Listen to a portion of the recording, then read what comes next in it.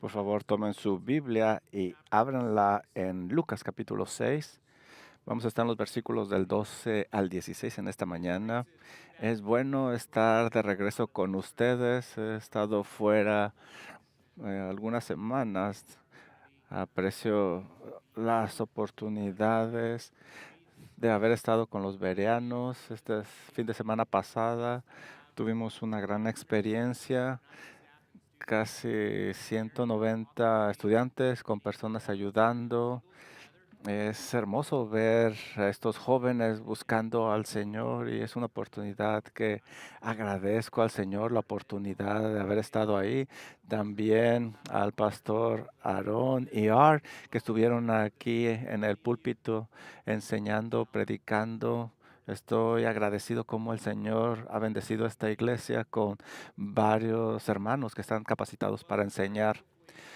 Bueno, estás ya en Lucas capítulo 6, los versículos del 12 a 16. Déjame recordarte algo que a lo mejor te va a animar y nos va a ayudar a poner un marco en este pasaje. Y es algo simple. Dios le gusta usar personas ordinarias para cumplir sus propósitos que van más allá de las fuerzas de estas personas. Y este es un patrón que nosotros vemos en las escrituras y es un patrón que nosotros vemos en la historia de la iglesia. Él usa hombres sin calificaciones especiales, credenciales, dones, personas que no tienen ninguna ventaja natural, no tienen a lo mejor algo extraordinario que pudieran aportar para su reino. Por ejemplo, Martín Lutero, el hombre que Dios usó para encender la gran reforma y recuperar la doctrina de la justificación solo por fe, creció como un hijo de un pobre minero y tenía ambición de convertirse en abogado, pero no de pastor, pero el Señor cambió sus pasos. El famoso príncipe de los predicadores, Charles Spurgeon, creció en un pequeño pueblo inglés y nunca asistió al seminario. Sin embargo, Dios lo usó para llenar los salones más grandes de Londres y para entrenar a miles de pastores a lo largo de su ministerio. Muchos venían a escucharlo desde lugares muy lejanos. William Carey trabajaba como zapatero de un pueblo. Ya no tenemos esta profesión en estos días, pero el Señor lo llamó a ir a la India como misionero. Casi no tenía apoyo y tenía muchos críticos, pero aún así fue para inspirar a miles. Y aunque en el principio no tuvo éxito, y fue conocido como el padre del movimiento misionero moderno. ¿Qué tal D.L. Moody? Dejó la escuela a una edad temprana y nunca avanzó más allá de una educación de quinto grado. Su inglés era pobre y poco refinado para aquella época. Siempre fue criticado, pero el Señor lo llamó y usó su predicación sencilla para atraer a innumerables hombres y mujeres a Cristo. Hudson Taylor no tenía formación formal y fue rechazado inicialmente por las sociedades misioneras. Sin embargo, a través de su profunda dependencia de Dios, fundó la misión al interior de China y al igual que William Carey, inspiró a muchos. John Bunyan era un calderero, no, él trabajaba el metal con poca educación y ustedes conocen su libro vendido más aparte de la Biblia hasta nuestros días se lee y yo sé que en esa congregación también lo han leído, El progreso del peregrino. ¿Qué tal John Newton? Era hijo de un marinero, pasó años como profano e incluso estuvo involucrado en el comercio de esclavos. No tenía una formación teológica formal y tenía un pasado marcado por la rebelión abierta contra Dios. Sin embargo, después de ser convertido por la gracia de Dios, más tarde se convirtió en un pastor fiel y escribió el himno más famoso de todos los tiempos, Sublime Gracia. Hay muchos ejemplos que pudiera mencionar, pero creo que ustedes ya tienen el punto, porque lo vemos a través de la historia y lo confirma que Dios no está limitado por las limitaciones de las personas, por su educación, por sus credenciales, por sus antecedentes. Desde la perspectiva del mundo, ninguno de las personas que acabo de mencionar parecía una elección obvia. Y sin embargo, Dios usó cada uno de estas personas en una manera poderosa para avanzar su reino. Y la pregunta para nosotros es, ¿por qué ellos? ¿Por qué escogerlos a ellos? ¿Por qué escoger a ellos que no llenan el estándar humano? Y la respuesta, de acuerdo a 1 Corintios 1, es que Dios le encanta tomar lo necio del mundo y lo débil del mundo para avergonzar lo sabio y lo fuerte de este mundo y desplegar su gloria, que es lo más importante. Siendo este el caso, esto no debería de sorprendernos cuando venimos a Lucas capítulo 6. Jesús va a elegir 12 hombres y va a usarlos para llevar su mensaje al mundo y usarlos como fundamento de su iglesia. Y al ver a estos 12, nadie tenía algunos requerimientos especiales. Vamos a leer el texto y luego vamos a 3 puntos que tengo. Lucas 6, empezando en el versículo 12. Lucas escribe, en aquellos días él fue al monte a orar y pasó la noche orando a Dios.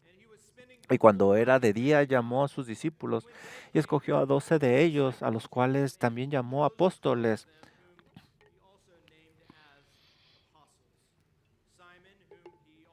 A Simón, a quien también llamó Pedro, a Andrés, su hermano Jacobo, y Juan, Felipe, Bartolomé, Mateo, Tomás, Jacobo, hijo de Alfeo, Simón llamado Celote, Judas, hermano de Jacob, y Judas Iscariote, que llegó a ser el traidor.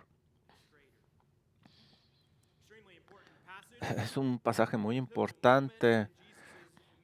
Es importante en el ministerio del Señor Jesucristo. Es un pivote que vamos a dividir en 3 secciones centradas en 3 acciones de Jesús. Y la primera es la comunión de Jesús. Versículo 12. En aquellos días, escribe Lucas, en aquellos días que el Señor fue a orar. ¿En qué tiempo?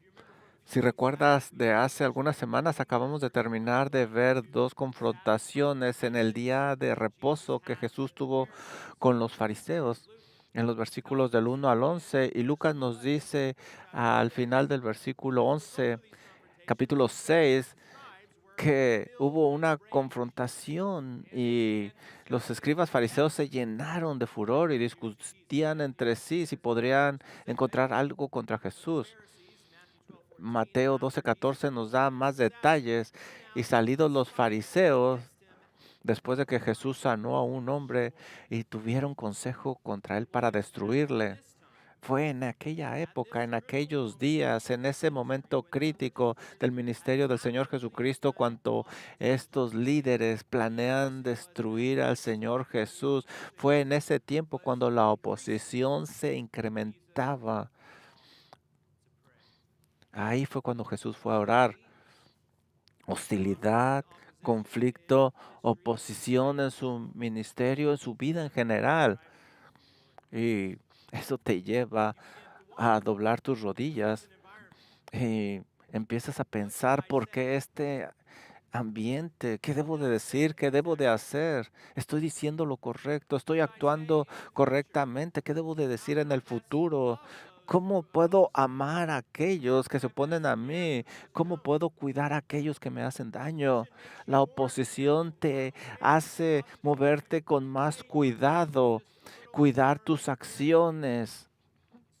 Eh, si tú caminas con Dios, eso te va a llevar a doblar tus rodillas y buscar a Dios, porque tú quieres hacer lo que le complace a Dios. Y fue en este tiempo de hostilidad que el Señor fue a orar. Y esto hace lógica, porque la oposición nos lleva a orar, pero la oposición para el Señor Jesús le deja algo en claro. que él iba a terminar en la cruz. La hostilidad se iba a incrementar a tal grado que él iba a dar su vida en rescate por muchos. Él sabía que el tiempo había llegado para que empezara a ir hacia la cruz. Él sabe que daría su vida, sería muerto, sepultado y resucitado. Y después ascendería al Padre y se sentaría a la diestra de Dios. Y el Padre ya había establecido que Él regresaría, pero Él tiene que continuar mientras tanto en esta hostilidad.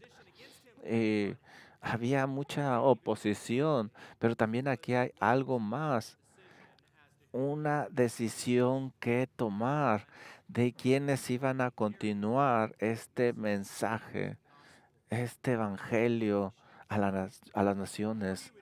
¿A quién va a escoger para dejar el fundamento de la iglesia donde se edificaría y se proclamaría el evangelio? Había mucha presión sobre Jesús. Ahora, la presión revela lo que realmente hay dentro del corazón. Y siendo este el caso, no debería de sorprendernos que en este ambiente el Señor se fue a orar. Y no fue a orar por una hora o una tarde. No, leemos que Jesús pasó toda la noche orando. Toda la noche es lo que dice Lucas. Y esa oración, orar, son dos palabras que nos da la idea de pedir urgentemente por algo y está combinado con la palabra cara a cara. La idea es que Jesús estaba cara a cara buscando al Padre. Es como nosotros deberíamos de orar. Es cara a cara con Dios, es con Dios. Eh, Él está buscando al Padre con urgencia, diciéndole toda la noche en oración que le ayude. Esto resalta la necesidad de Cristo por el Padre. No se puede sobrevivir en su humanidad, claro, como cada uno de nosotros. No puede dormir. Nosotros necesitamos dormir. Jesús necesitaba dormir en su humanidad, pero esta era una ocasión especial que él necesitaba orar. Nuevamente nos enseña la importancia de orar. Hay varias cosas que podemos nosotros señalar. Lucas escribe que él fue a la montaña a orar. Y esto no es para nosotros también. Aquí no hay montañas en San Antonio. Puedes ir a algún lugar alto, pero el punto es que ir a un monte no era un accidente. ¿Por qué un monte? Porque un monte provee un lugar donde no hay interrupción. Es un lugar donde se puede estar con el Padre cara a cara. Y para seleccionar quienes iban a transmitir el mensaje necesitaba orar, no quería que hubiera interrupciones. Mateo 6 nos dice que cuando oremos no seamos como los hipócritas, porque ellos aman el dar sus oraciones en pie en las sinagogas y en las esquinas de las calles para ser vistos de los hombres. De cierto os digo que ya tienen su recompensa, mas tú cuando ores, entra en tu aposento, cierra la puerta, ora a tu Padre que está en el cielo cara a cara. Y tu Padre que ve en lo secreto te recompensará en público. El lugar que Cristo seleccionó no solo le trajo soledad, también encarnó lo que más tarde enseñaría, que la oración no es una actuación ante los hombres, sino una comunión con el Padre en secreto. Así es de que Cristo fue a un monte a orar y frecuentemente iba a esos lugares. El tiempo en el que oraba nos dice aquí que era toda la noche. ¿Por qué orar en medio de la noche? Bueno, seguramente porque no había interrupciones, todos están durmiendo, pero nuevamente revela la importancia suprema que la oración tenía un lugar importante en la vida del Señor Jesucristo.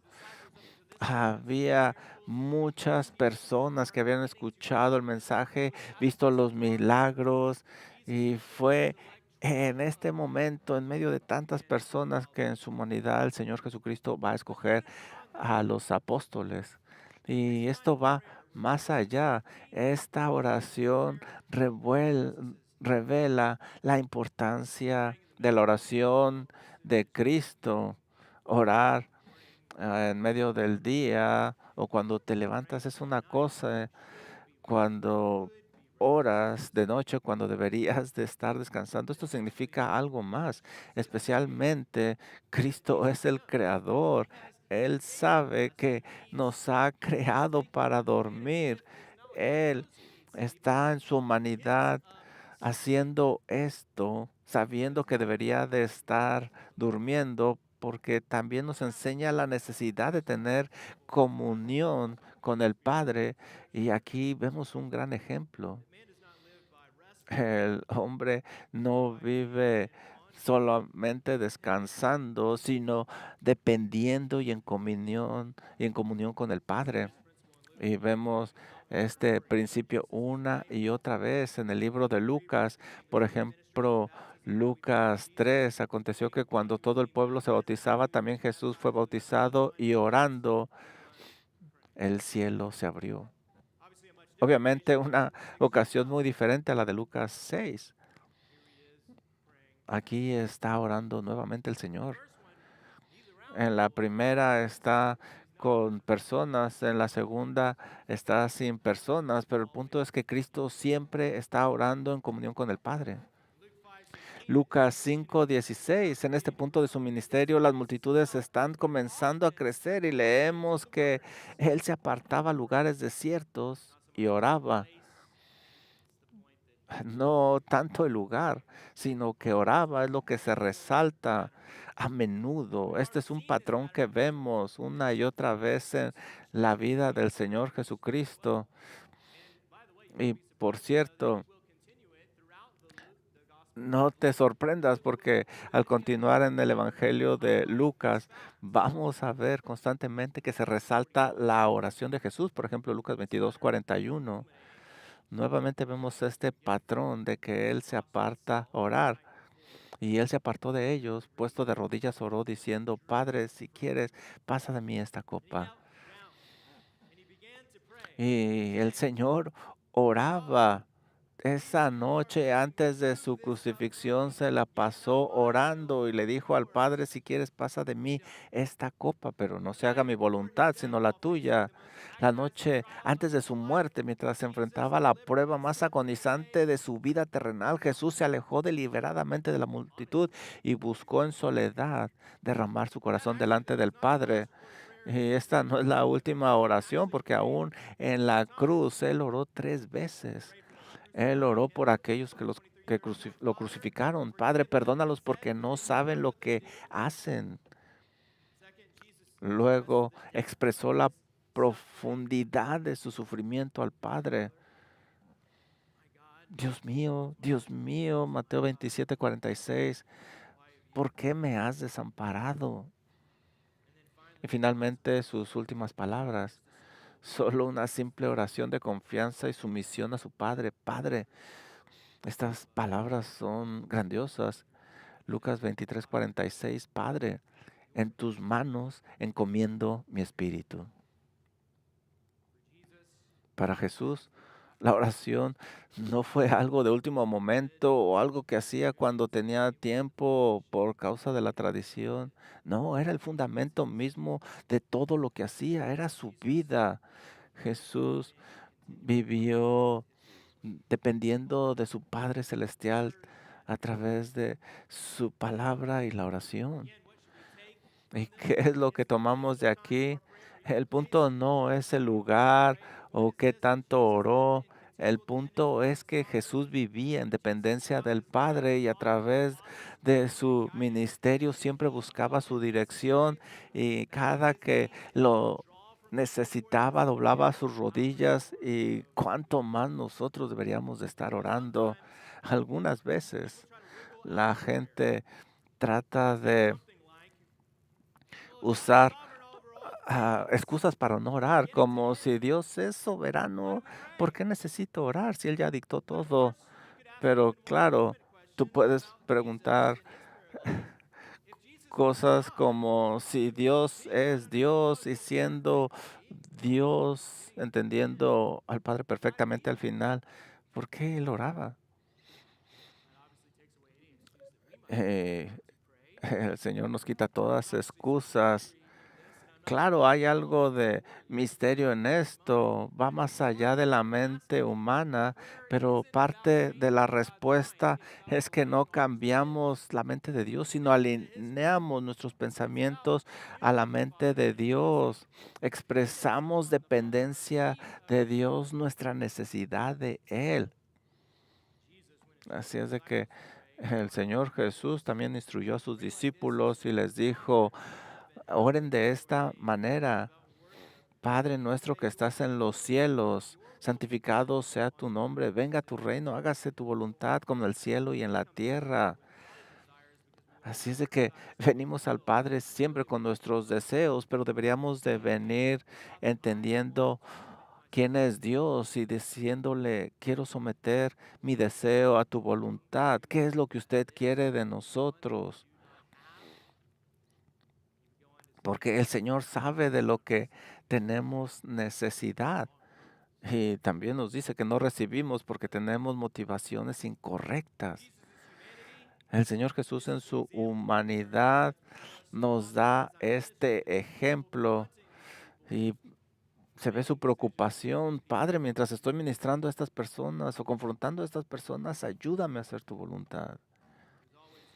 Él siempre se preocupaba por hacer la voluntad de su Padre y debemos de ir a orar al Padre, tener comunión con Él constantemente. Eso nos ayuda a confiar en medio de las dificultades, cualquiera que sean, porque nuestro deseo es que la voluntad del Padre se haga, no la nuestra. Así es como vivió Jesús constantemente en comunión con su Padre. Y siendo este el caso, pasamos al versículo 13 cuando Él escoge a los 12.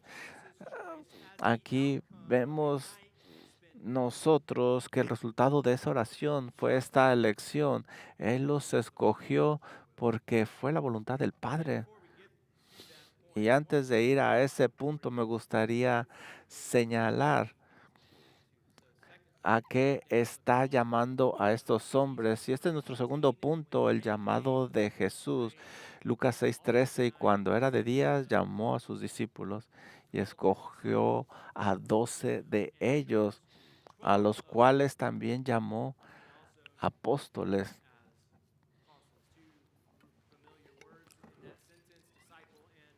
Estas son dos palabras que conocemos, que hemos escuchado, discípulo y apóstol, y sin embargo, aunque usamos estos términos a menudo, me doy cuenta que a veces no sabemos el significado. La palabra discípulo significa simplemente un aprendiz, un seguidor. Un discípulo era alguien que se unía a un maestro para aprender de él, adoptar su enseñanza.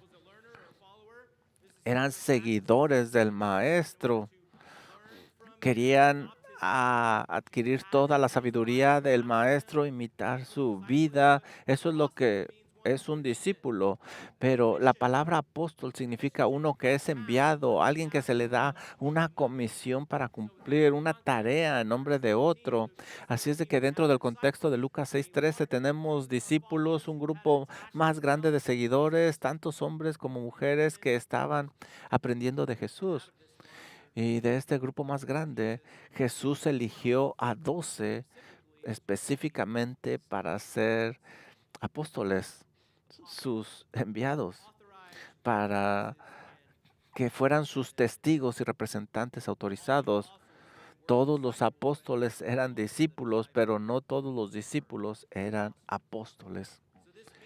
Esto significa que Lucas ha estado usando el término discípulo hasta este punto se ha estado refiriendo a este grupo de seguidores más grande y creciente, este grupo que está siguiendo al Señor Jesucristo. Y aquí hemos visto que un grupo grande ha estado siguiendo al Señor Jesús en los campos. Y de este grupo va a elegir a 12. ¿Qué van a hacer exactamente? ¿Cuál es su misión? Bueno, Lucas nos dice que tendrían poder y autoridad sobre demonios. Ellos van a tener poder, van a poder sanar. Lucas 9:1 dice, habiendo reunido a sus 12 discípulos, les dio poder y autoridad sobre todos los demonios para sanar enfermedades. Y por supuesto, ese poder era realmente para que pudieran autenticar el mensaje que estaban siendo enviados a predicar. Con esto podrían mostrar que realmente eran enviados por Dios y podían predicar. Así es de que tendrían una habilidad única, tendrían un poder único. También un apóstol era uno que era enviado a predicar el reino de Dios y a proclamar el evangelio, Lucas 9:2, y los envió a predicar el reino de Dios y a sanar a los enfermos. Tercero, y quizás más importante, también fueron llamados a dar testimonio de todo lo que Jesús dijo e hizo, su muerte, sepultura, resurrección, ascensión, para que ellos testificaran de la realidad de lo que habían visto. El Señor los llamó para que fueran sus testigos. Lucas 24:45. Esto es cuando Jesús se aparece a los 12 después de su resurrección. Entonces les abrió el entendimiento para que comprendiesen las escrituras y les dijo, así está escrito y así fue necesario que el Cristo padeciese y resucitase de los muertos al tercer día y que se predicase en su nombre el arrepentimiento y el perdón de los pecados a todas las naciones, comenzando desde Jerusalén. Y luego dijo, y vosotros sois mis testigos de estas cosas. Hechos 2:32. Pedro, lleno del Espíritu, comienza a hablar a la multitud y dice esto. A este Jesús, dice él, resucitó Dios, de lo cual todos nosotros somos testigos. Nosotros lo hemos visto. Hechos 10:39, nuevamente Pedro predica y dice, y nosotros somos testigos de todas estas cosas que hizo Jesús en la tierra de Judea y de Jerusalén. Nosotros vimos todo. A quien ustedes mataron colgándole en un madero, a este levantó Dios al tercer día e hizo que se manifestase no a todo el pueblo, sino a los testigos que Dios había antes ordenado, es decir, a nosotros que comimos y bebimos con él después que resucitó de la muerte. Nosotros hemos visto todo esto. Nosotros somos testigos y la razón por la cual nosotros somos testigos es porque Dios nos eligió. No era como resultado de algo especial que tuviéramos nosotros. Esto testifica que era verdad. Más tarde, Juan va a escribir esto en primera de Juan 1:1 y me encanta este resumen, lo que era desde el principio, refiriéndose a Cristo, lo que hemos oído a Cristo, lo que hemos visto con nuestros ojos, es decir, a Cristo, lo que hemos contemplado y palparon nuestras manos tocante al verbo de la vida, es decir, tocante a Cristo, porque la vida, que es Cristo, fue manifestada y la hemos visto y testificamos y anunciamos la vida eterna, que es Cristo, la cual estaba con el Padre y se nos manifestó. Lo que hemos visto, oído, esto anunciamos. ¿Por qué? Para que también vosotros tengáis comunión con nosotros y nuestra comunión verdaderamente es con el Padre y con su Hijo Jesucristo. Lo hemos visto todo, testificamos de eso para que ustedes como nosotros tengan comunión con Él. ¿Por qué eligió Jesús estos 12? Él los llamó para dar un relato de testigos presenciales de lo que Él hizo, para que a través de su relato Dios también pueda llamar a muchos a creer. Juan 20:30. Hizo además Jesús muchas otras señales en presencia de sus discípulos, las cuales no están escritas en este libro, pero estas se han escrito para que creáis que Jesús es el Cristo, el Mesías, el Hijo de Dios, y para que creyendo tengáis vida en su nombre. Así es de que estos 12 hombres tuvieron un llamado único que no se repite. Por eso, si un mormón toca tu puerta, tú simplemente puedes preguntarle por qué la Biblia dice que son 12 y por qué puede haber más. Ellos no son testigos oculares de la muerte y resurrección de Cristo como vemos aquí. Dios los escogió a ellos. Ellos no sacan demonios. Estos nuevos apóstoles, discípulos, no son el fundamento de la iglesia. Y de la forma que la Biblia habla fundamento, habla de pasado. Todo habla del pasado edificado sobre el fundamento de los apóstoles. ¿Por qué habla en pasado? Porque no se repite, no hay otro fundamento. El Señor Jesús es la piedra angular, según Efesios 2:20. Eh, Aquí en San Antonio hay muchas fundaciones que necesitan repararse, pero ahí está la fundación y se construye sobre esa fundación. Y aquí vemos que la iglesia está construida sobre el fundamento de los apóstoles. Y a esto se les llamó a predicar el evangelio. Si alguien dice en estos días que es un apóstol, ustedes saben que no es un título que se pueda volver a usar. Ese es un título que da el Señor Jesús y llamó a estos 12 específicamente. Y es un llamado que no se vuelve a repetir. Y esto nos lleva al último punto que debemos de considerar, y es la elección de Jesús. Viendo esta llamada que no se va a repetir, que va a afectar no solo la humanidad de esa época, sino eternamente. Es increíble pensar en lo que el Señor escogió como apóstoles. Y estos son los que Él escogió. El Señor Jesús les dijo, yo te escojo, yo te escojo. El Señor Jesucristo les pregunta a ellos constantemente, ¿no los escogí yo a ustedes? Nuevamente, Él habla con ellos en Juan. Dice el Señor Jesús, ustedes no me escogieron, yo los escogí a ustedes. Y Él dice que los escogió para que llevaran fruto y que ese fruto prevalezca y lo que le pidan al Padre se los va a dar. ¿Por qué les recuerda esto? Porque a veces va a haber desánimo. Si ellos hubieran escogido a Dios, seguramente se hubieran apartado de ese llamado. Pero es diferente. El Señor me llamó, Él me eligió. Yo no puedo zafarme porque Él me ha escogido con alguna razón, algún propósito. El Señor Jesucristo les dice constantemente que Él los escogió.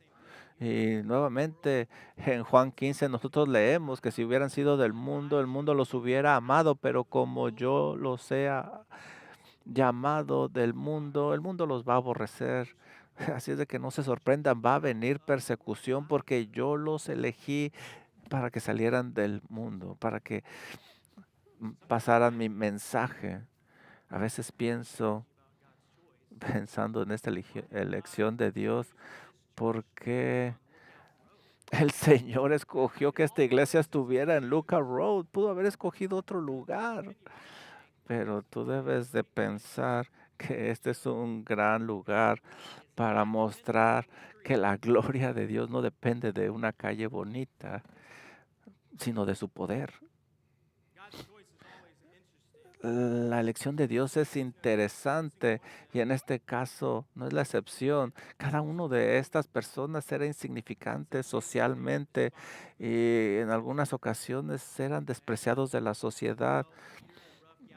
Pedro, un rudo pescador sin educación, Andrés también un pescador oscuro, Jacob y Juan, obreros comunes de Galilea, Felipe y Bartolomé, Galileos poco conocidos, sin posición social, Mateo, un despreciado recaudador de impuestos, Tomás, un discípulo ordinario y recordado porque dudaba, Jacob, hijo de Alfeo, tan oscuro que su apodo literal era Jacobo el menor, Simón el celote, un radical político extremista peligroso, Judas, después hijo de Jacob, tan marginal que se le conoció por múltiples nombres, Leveo, Tadeo, Judeas, eh, como una forma de distinguir el otro Judas, y finalmente el último Judas Iscariote, un ladrón, un traidor, no simplemente personas comunes y corrientes, sino quizá de lo más bajo. Y, y vemos que no había en ellos algo, ni siquiera tenían valor. Ellos negaron al Señor en medio de la necesidad más grande. Es una cosa negar a alguien que te ha desilusionado, pero el Señor Jesús nunca los desilusionó. ¿Por qué escogerlos a ellos? Este es el grupo perfecto para desplegar la gloria de Dios. Él los escogió deliberadamente, lo necio, lo pobre, lo débil de este mundo, para que nadie se gloríe. Primera de Corintios 1:26 dice, pues mirad, hermanos, vuestra vocación, que no sois muchos sabios según la carne, ni muchos poderosos, ni muchos nobles, sino que lo necio del mundo escogió Dios para avergonzar a los sabios, y lo débil del mundo escogió Dios para avergonzar a lo fuerte, y lo vil del mundo y lo menospreciado escogió Dios, y lo que no es para deshacer lo que es, a fin de que nadie se jacte en su presencia. Quizá está describiéndote a ti en esta lista para que nadie pueda sentirse orgulloso delante de Dios. Y Pablo más adelante dice que tenemos este tesoro en vasos de barro para que la excelencia del poder sea de Dios y no de nosotros.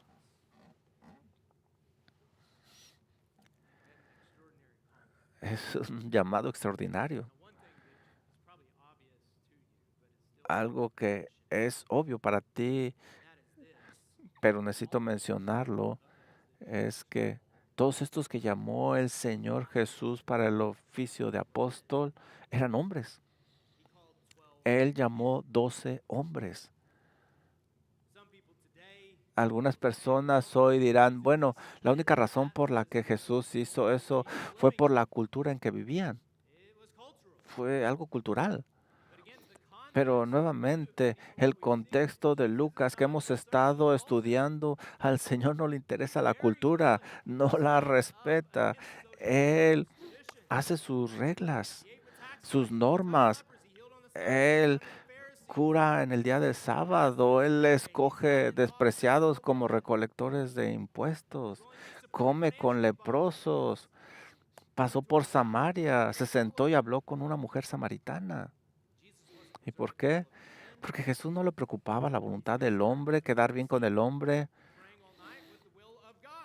Él oraba la noche pidiendo la voluntad de Dios y este llamado es el resultado de lo que el Padre le ha mostrado, le ha enseñado que tiene que hacer. Así es de que decir que esto es cultural es no conocer al Señor Jesús y no creer que Jesús se sometió a la voluntad del Padre. Si el Padre le hubiera dicho que escogiera una mujer, lo hubiera escogido sin importarle. Y Él escogió hombres porque era lo que Dios quería, porque va de acuerdo a su diseño. Y siendo este el caso, no debería sorprendernos que este patrón de liderazgo masculino dentro de la iglesia continuará, ya que los apóstoles continuarían nombrando ancianos, varones en cada iglesia que ellos estuvieran predicando o que fueran a predicar. Pablo escribe palabra fiel, 1 Timoteo 3:1, palabra fiel si alguno. Por cierto, esta palabra alguno en el griego es claramente masculina. Si alguno anhela obispado, el oficio de anciano, pastor, buena obra desea. 1 Timoteo 3:2, pero es necesario que el obispo sea irreprensible, marido de una sola mujer. Ahí está el- la mujer. No dice una mujer. Es la que está llamada al liderazgo. Es claro aquí, marido de una sola mujer. Habla de un varón. Pablo en 1 Timoteo 2:12 es más claro porque no escribió, no permito a la mujer enseñar ni ejercer dominio sobre el varón, sino estar en silencio. Esto no se trata de que la mujer sea menos valiosa o que tenga menos dones. Las mujeres desempeñan papeles vitales en la iglesia, enseñan a otras mujeres y a otros niños, pero no se les llama a predicar a los varones o enseñar a los varones. El Señor usa a las mujeres y también les da grandes dones, pero aquí hay algo claro, que este es el diseño de Dios. El papel de pastor, anciano, el papel de enseñar y ejercer autoridad sobre la iglesia es para hombres calificados. Y este es el patrón que el Señor Jesucristo estableció. Por eso fue a orar y escogió 12 varones. Esa fue su voluntad. Eso fue por diseño de Dios. Cuando alguien argumenta que Beth Moore o alguna otra dama debería tener el título de pastora porque puede enseñar, bueno, creo que está perdiendo el punto. El problema no es la capacidad, el problema es lo que ha dicho Dios. Y eso es lo importante. Y si alguien quiere someterse a la enseñanza de la escritura, este es el diseño que Dios ha establecido. El patrón es este. 12 hombres comunes, hombres sin credenciales, sin ventajas, hombres que por naturaleza no eran valientes y que estaban totalmente despreciados y descalificados para esta misión, fueron escogidos y se sometieron a ese llamado porque el Señor los escogió y cumplirían ese llamado. De hecho, lo completaron hasta dar su vida. Todos de ellos, con excepción de Juan, murieron y murieron por su fe. Pedro fue crucificado boca abajo bajo Nerón. Jacob, Lucas registra en Hechos 12:2 que fue ejecutado a espada en Jerusalén.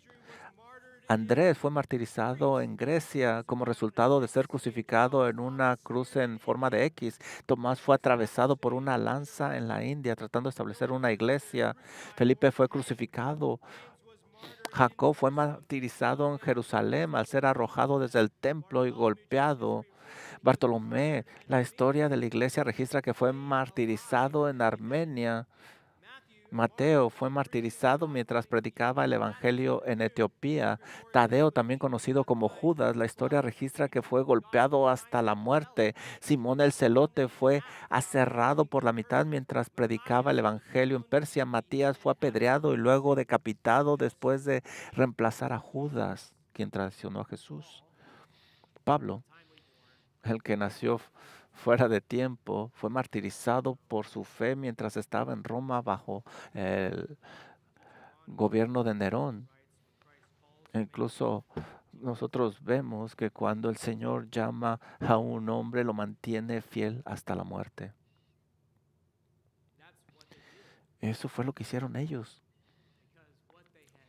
por lo que habían visto. Eso realmente sucedió.